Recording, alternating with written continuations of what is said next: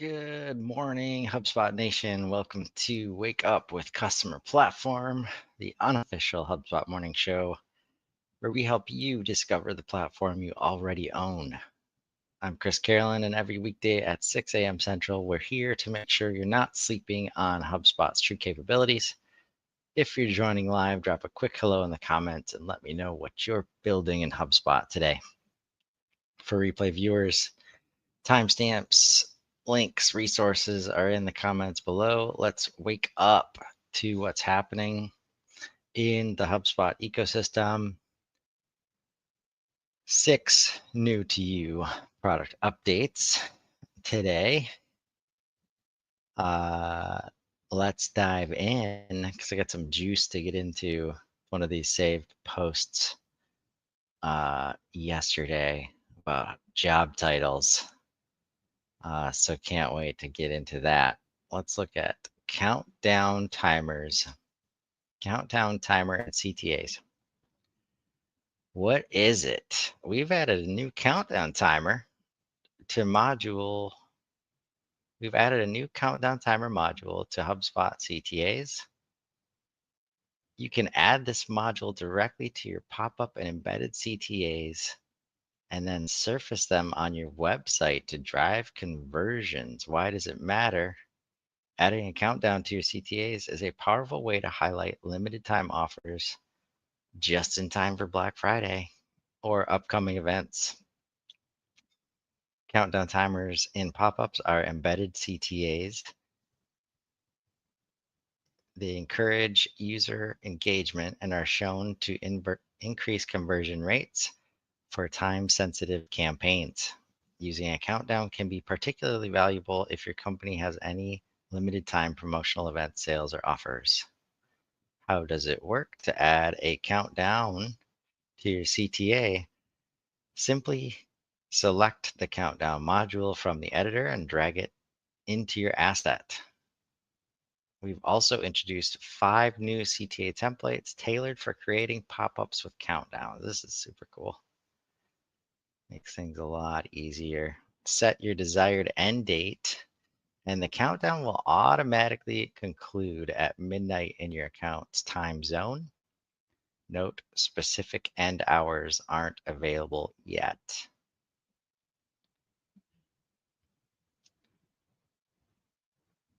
Account time zone, London. Yep, looks easy.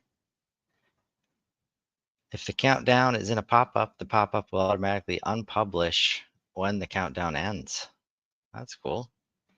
Customize the look of your countdown in the Style tab, where you can adjust padding, colors, borders, and more to match your brand. Please note that CTAs with countdowns aren't supported in marketing emails. Who gets it?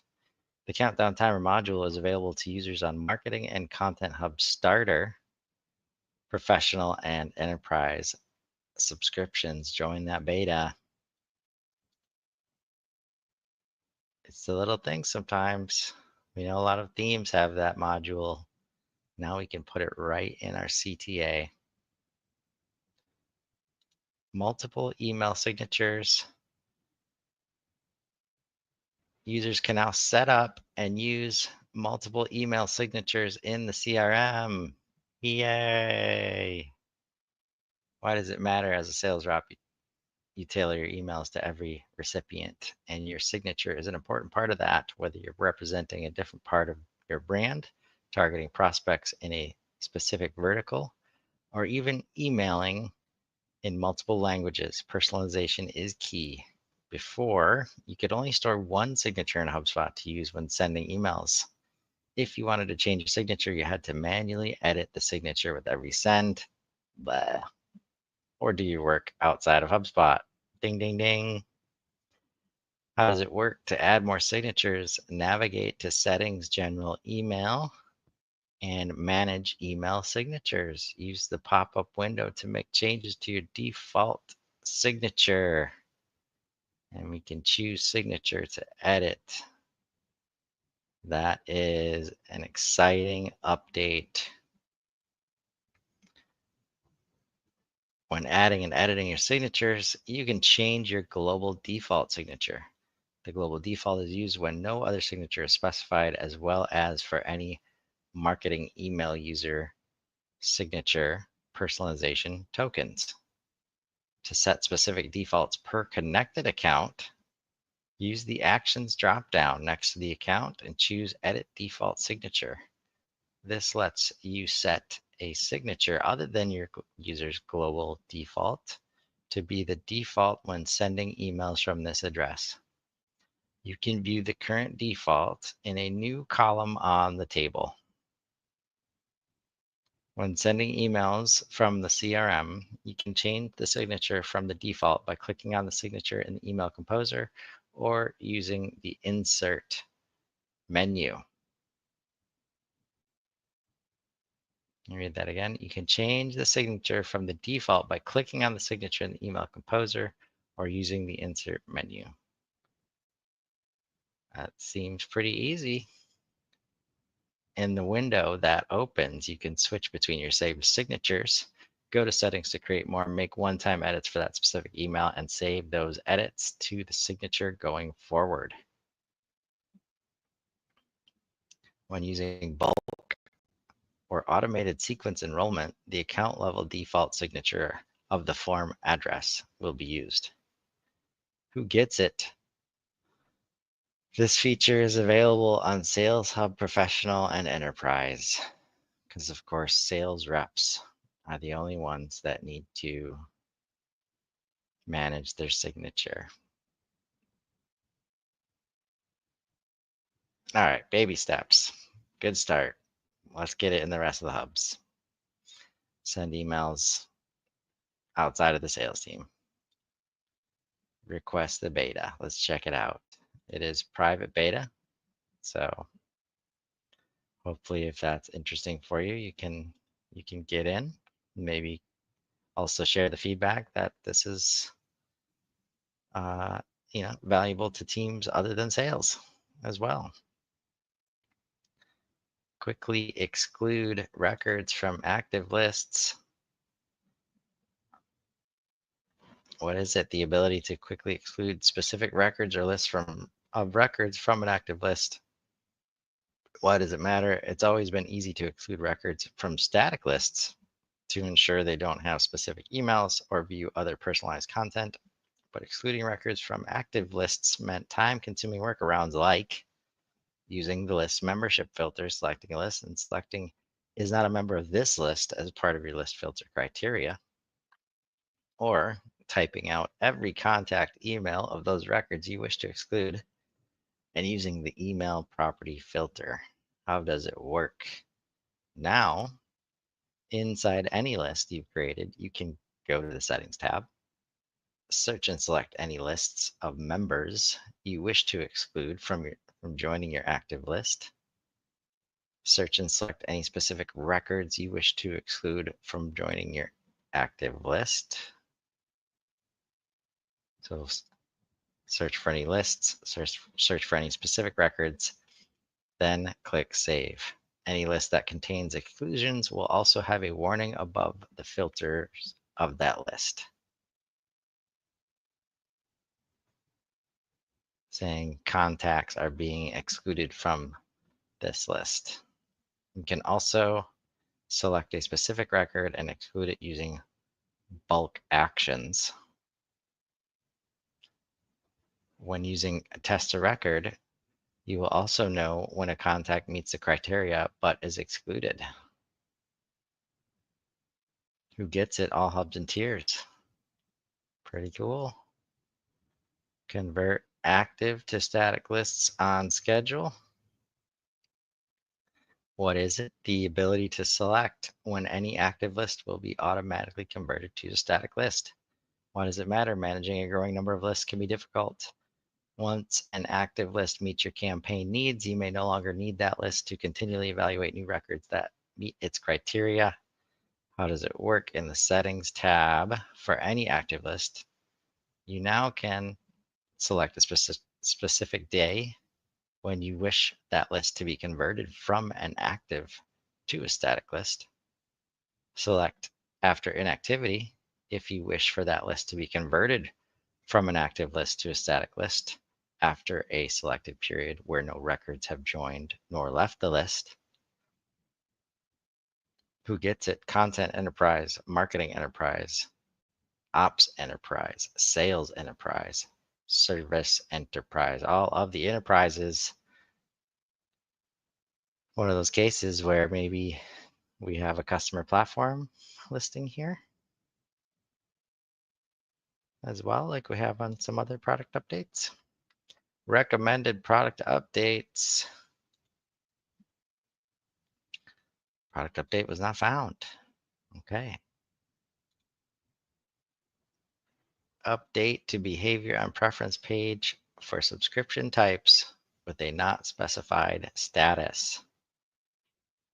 What is it? We have updated the behavior to the preference page so that only subscribed subscription types will show as ticked on the preference page. Subscription types with not specified status will remain unticked. Unchecked or checked? Why does it matter? This change reduces confusion for contacts by ensuring they only see their subscription types they are actively subscribed to when managing their preferences. How does it work? Previously, if the GDPR setting wasn't enabled in a portal, both subscribed and not specified subscription types appeared as ticked on the preference page. Now, regardless of whether GDPR setting is enabled, only subscribe types will be shown as ticked on the preference page. This ensures a consistent and clear experience for all contacts about what types they're currently subscribed to. And we do a lot of work just to email some people. When a contact visits their preference page and makes changes, any subscription type left unticked at the time of saving will be marked as subscribed. Callouts. This does not affect the ability to send an email or anything else related to the email sending experience. This change is specific to subscription types and indicates on the preference page what subscription types the contact is marked as subscribed to.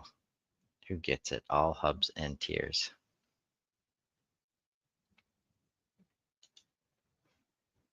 All right, done with new to you. We are back to zero, baby. And no scheduled for release today. Maybe we can take a sneak peek into next week. Recommended updates. Customers can now view a list of product updates curated based on their team's usage. Looks like that's what we're in. Oh, but maybe I can see how it works since I've been asking that question. What is it? Customers can now view a list of product updates curated based on their team's usage of HubSpot. Why does it matter? With over 800 product updates published in the last year, I wonder what that number is for 2024. I know that was 2023, and I'm pretty sure they crushed that number this year. This functionality enables customers to identify the most relevant and impactful updates to their work. These recommendations help admins find updates that will have the greatest impact on their users and configurations and effectively manage change. Effectively manage change. That's what admins need to do within their organization. How does it work? Once you're approved for this beta, the recommended tab will appear at the top of the side navigation under new to you. Who gets it? All hubs and additions. Let me screenshot this real quick so I can have a chat with the person who's likely the product updates product manager. Maybe they can join us on the show soon. So yeah, that's, I guess, out of beta next Monday. And on Thanksgiving special, marketing events data now available in Custom Report Builder. What is it? You can now incorporate data from the marketing events object into HubSpot's Custom Report Builder. This means you can create detailed and customized reports combining marketing event data with other HubSpot data for comprehensive insights. Why does it matter? Previously, reporting capabilities for marketing events could be limited because HubSpot's Custom Report Builder didn't support the marketing events object. Yeah, that's a good way to be limited. Now the Custom Report Builder supports marketing events object, so marketers and event managers can seamlessly analyze and report on the performance and engagement of their marketing events. How does it work? Now you can build reports based on the following marketing event data: app ID, canceled, description, end date, event finished. Important note, this property is not automatically calculated. It is set by API. It won't automatically be true when an event ends. Additionally, it's not editable through the UI, only via the API. To make reports with past events, it's better to use the end date instead. Import status, name, object create date, time, organizer, start date. Those are all marketing events properties or data. Marketing event participation data, attendance duration percentage, contact participation state, occurred date. Marketing event analytics data, registrations, cancellations, attendances, occurred date.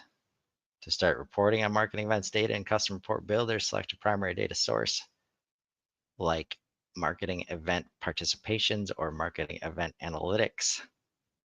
Then you may join marketing events, contacts, etc. Let's just take a look at this picture. Yeah, there's all of our marketing event stuff. Ooh, media. Need to check out media. Okay, seems straightforward.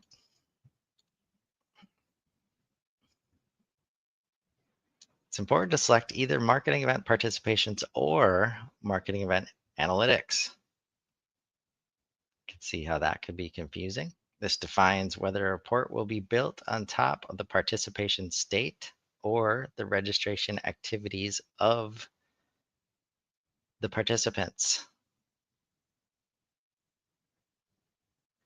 It also affects what will be used to join contacts and marketing events if selected. If both are selected, this will cause data join conflicts. Then join with marketing events for better data filtering and more granular reporting. Then you may join contacts and other data sources if needed to build a report.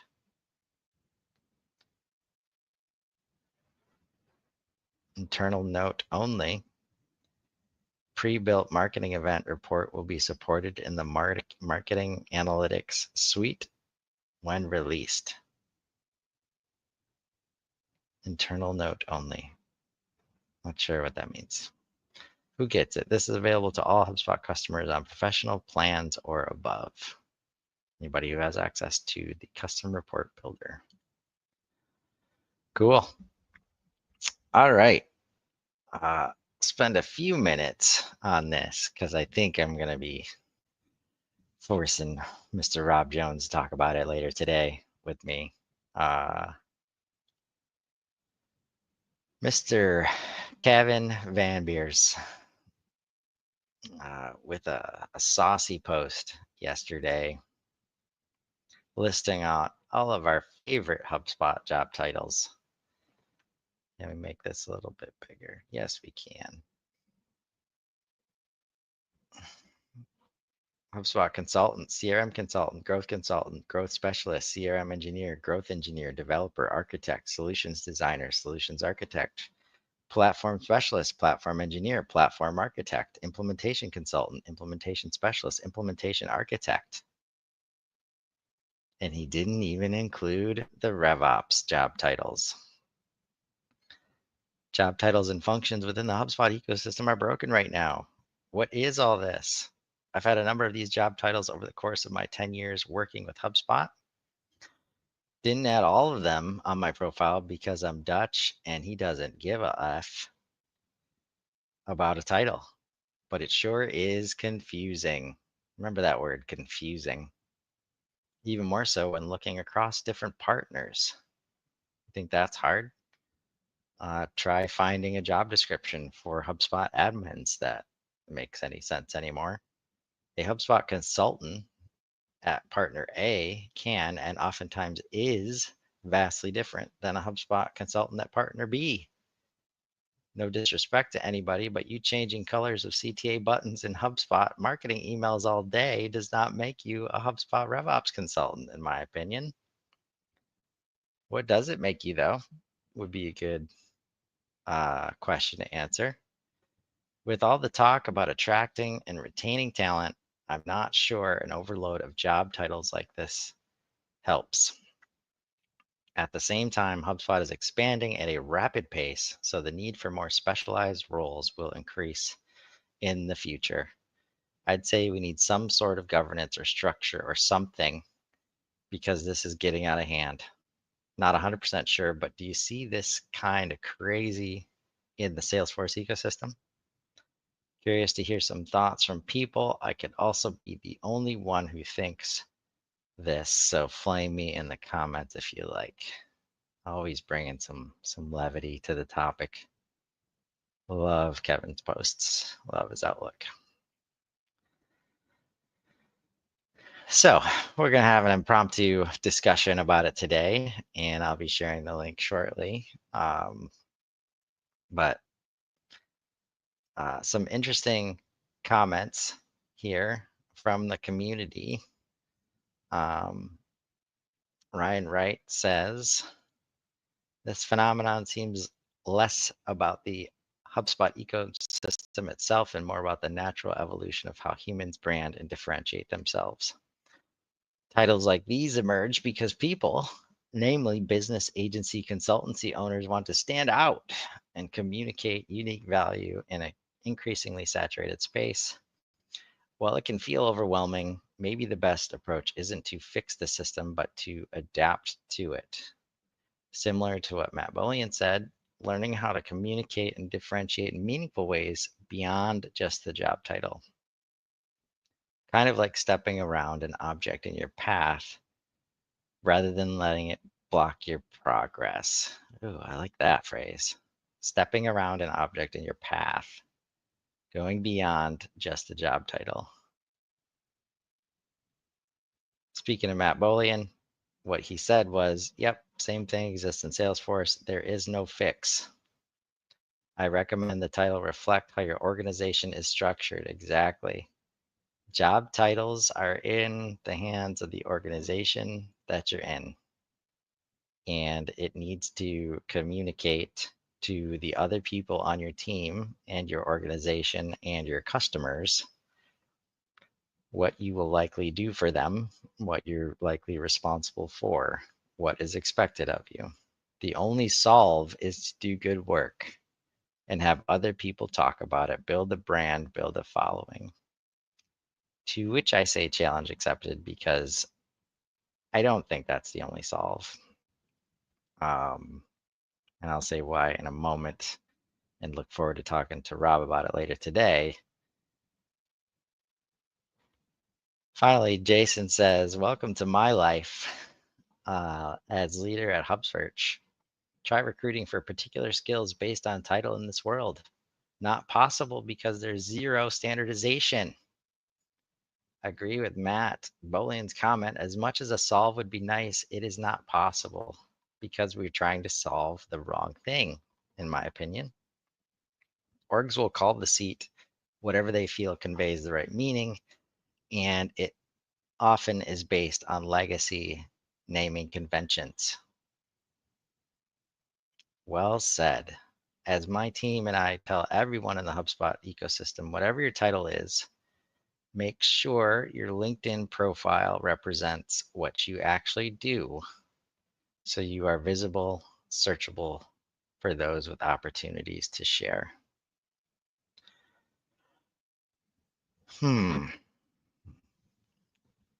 So let me finish this event, uh, you know, with Rob, uh, finish making this event. And I'm actually gonna get some help from Claude to make the event description here. If I can, let me pull him up.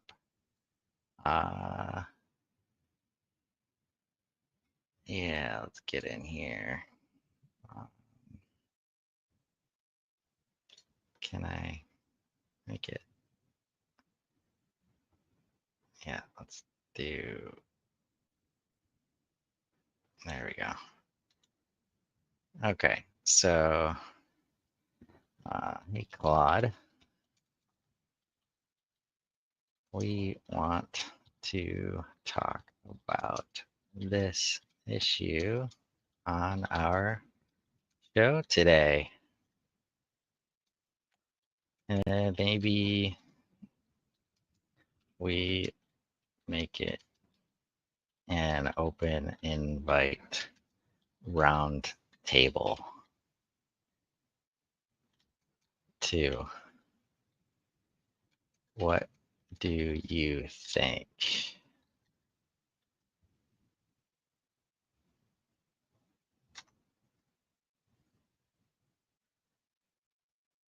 So my thoughts here are we don't need to, we can't fix, I agree that we can't fix the job title problem. We do need to try and solve though, because this is causing a massive trust gap in the ecosystem right now. There is no words to describe what somebody is capable of and how they can help you.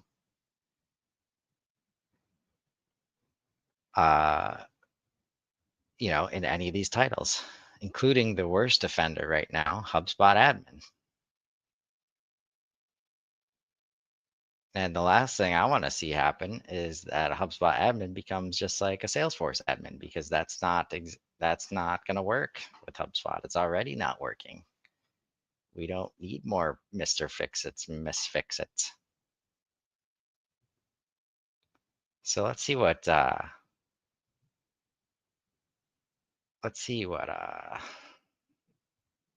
Claude says here. Based on my review of the community content sessions and content strategy documents, this topic would make for an excellent roundtable discussion. Multiple community members are struggling with this. Affects both creators and business leaders. Timing is strategic.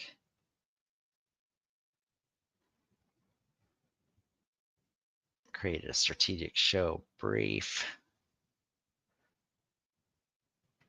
All right.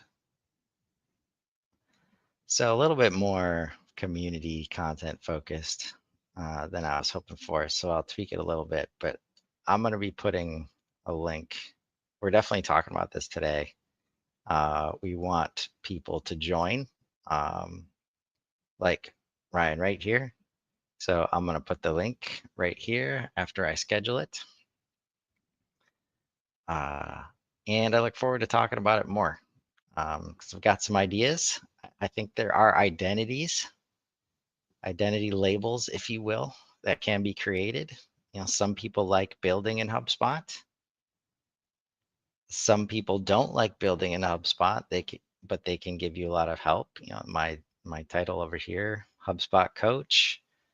I like to ask you questions. I like to help guide you on the path.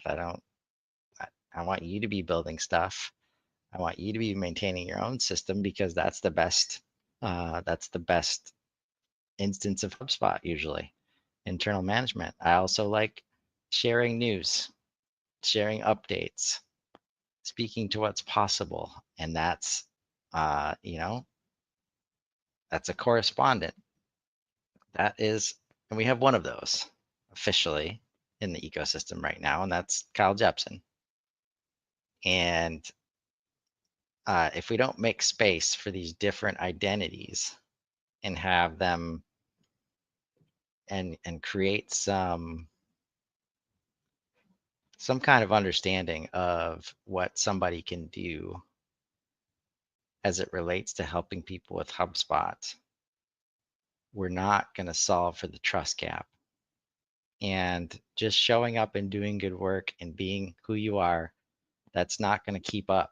It's not going to keep up with the 235,000 plus customers that is growing at a greater than linear pace right now for HubSpot. Uh, it will be impossible to keep up because that means I have to interact with you directly in a one-on-one basis, or I have to engage with you in a project to understand first, like as a vetting mechanism, and it doesn't scale. Like the one-to-one stuff does not scale. Yes, we want to do that eventually, but it's the whole point of the content that we're doing. How do we tell each other and tell customers what they can expect from us before they talk to us? We've got to find a way to do that because right now trust is being decimated from onboarding all the way down the line. So, uh, so yeah, passionate about this topic, and we'll wrap that. Uh, we'll wrap on that. That's our show for today. Remember, you probably already own the solution you're looking for in HubSpot. You just need to wake up to it. Join us Monday morning at 6 a.m. Central as we continue exploring platform value hiding in plain sight. If this was helpful, share it with another HubSpot user who needs this wake-up call. Drop your biggest takeaway in the comments and let me know what platform capabilities you want to wake up to next, or maybe what job title, what job identity you want to wake up to next. I'm Chris Carolan, and this has been Wake Up with Customer Platform. Now go build something amazing. Have a great day, everybody.